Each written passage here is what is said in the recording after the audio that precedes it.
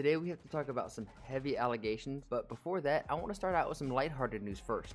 And it seems that OpTic Texas has a plan for their roster, and I would like to say I hope so, because of recording this video, they have their first scrimmage today, Friday, January 6th. He's gone. Yeah, the roster stuff's been that's mainly why I did it. I think it's time for you to reveal what the OpTic roster is for 2023. Y'all ain't gonna believe this shit. That's all I'm gonna say. Dr. Disrespect. Huh? Wait. Are we hyping it up? What do you mean? Is that why you said that? Were you not going to believe this shit? I mean, I don't think people are gonna believe it, but I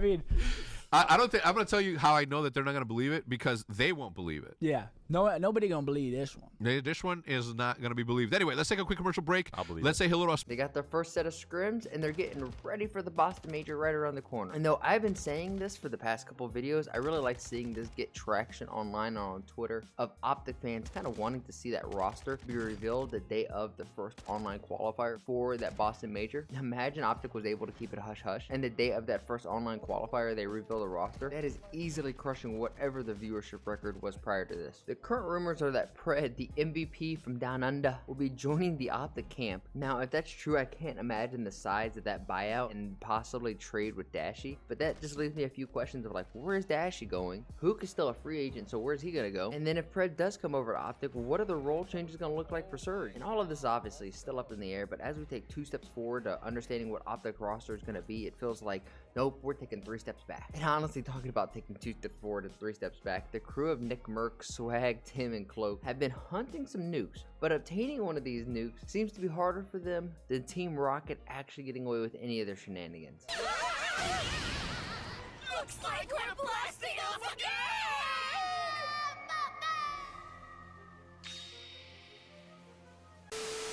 But honestly, we're getting some peak content from it, like Nick blaming Tim and Swagg for their losses. I mean, who doesn't love a 2-minute rage clip from Nick? Can someone tell me what I'm doing wrong?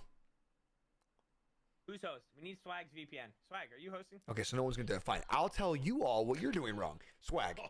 No, Nick, you didn't. No, you were dead first last game. We're on 2 streak. You were dead first. You and Clock got to the safe building with Tim by yourself. I was in a shed, not in zone, and I ran to you. What the fuck happened? You swung a corner and died a little Billy Ghost right here. The guy in my fucking gulag, man. Ooh, that's Tim? You, not who, you fucking owl, you. I was with Clock. And then Tim, what the fuck, man? You walked out the front right door of that and just got obliterated, bro. Nothing. My positioning there was not good. You could have won that shit yourself at the end, though. So you need to look in the mirror. Clock told me to go to the fucking zone. Push to that. I don't have a fucking gas mask, man. I don't have a gas mask. No, you could have sat. I don't have a gas mask. You didn't need to push that car, and you got free licks the whole way. Free licks. I don't have a gas mask. Me for my door play. Look yourself in the mirror for your car pushed at the end. All right? Hey, Nick, didn't you have a mortar strike when I was crossing? No mortar strike the building? I used it for you. I fucking used it for you. We're running in the open. I used it for you. We are Mufasa, and everyone else is the fucking gazelles, bro. And we needed the mortar. Give me something to rotate with. Swagg, you're dead, and you don't even help me, bro. You play this shit for a living, bro. I just got here. Listen, we need to. He's saying true things, but we got to hold him accountable for that car push, right? I'm listening to Clock with no gas mask. He set me up to fail there, low key. Clock said stay with me, and Clock made it. No, he didn't. He said get the zone. Clock, bro, all you had to do was stay on Clock's dick. He said to get the zone. Clock, tell him right now that he did. Clock told him me to go to zone. God damn it, this is so hard. Clock told me to go to zone, man. I swear to God. Thank you, bro. I'm fucking having a stroke. Now we're gonna have to pivot because we're gonna have to transition to the more serious part of this video. The Twitter journalist Jake Lucky, and I mean that by no disrespect, unless you're the doc. But this story is not for the faint of heart. Jake tweets out and informs us that influencer Jovi Pena has alleged that she was raped at a New Year's party by a man named, I'm just gonna call him D. Sec. She says that she was invited by Kai, who told her that she'd be safe to sleep upstairs where the alleged crime happened with D, who seems to be acquainted with Kai.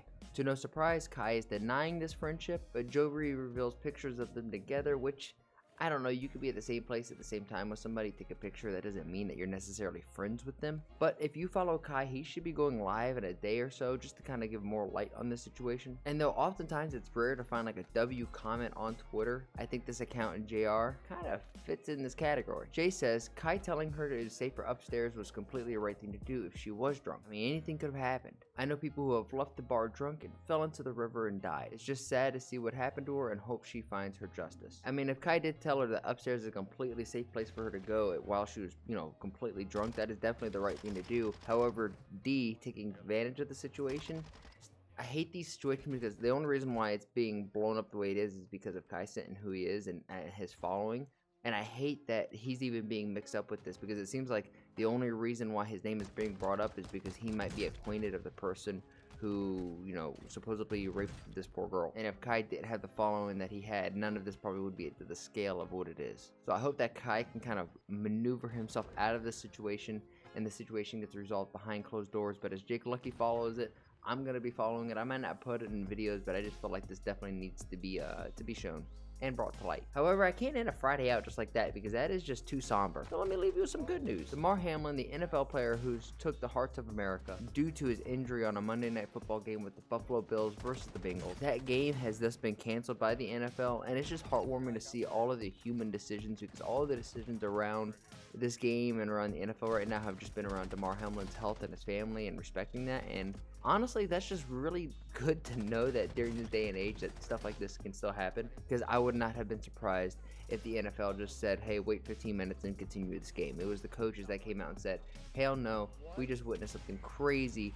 None of our players are going to play. We're just wanting to be around this individual and we're going to rally together. And that's exactly what happened. And as of recording this video, Damar Hamlin has had his tube removed from his throat. Now he's able to breathe on his own. He seems to be responsive and he seems to be going in a much better direction. So with that, that's where we're going to wrap up this video. If you guys want to stay caught up in all the gaming leaks, news, rumors, and updates, please like and subscribe. Share this with your friends. That way they stay caught up in the loop as well. And at 500 subscribers, I'm going to be giving away a copy of Modern Warfare 2. If you already have Modern Warfare 2 and you win, then I'll just cash app you the amount of Modern Warfare 2. That way it's a win-win. I appreciate you guys for doing so. Here's a picture of my dog, Annie. She is my buddy. She is my pal. She's my sweet little girl. She also happens to be the mascot of this channel, so if you're not liking for me, smash that like button for her. She gets all the butt scratches every time you leave a like and comment. And as always, I challenge you guys to make somebody laugh today, and I'll see you in the next one. Peace.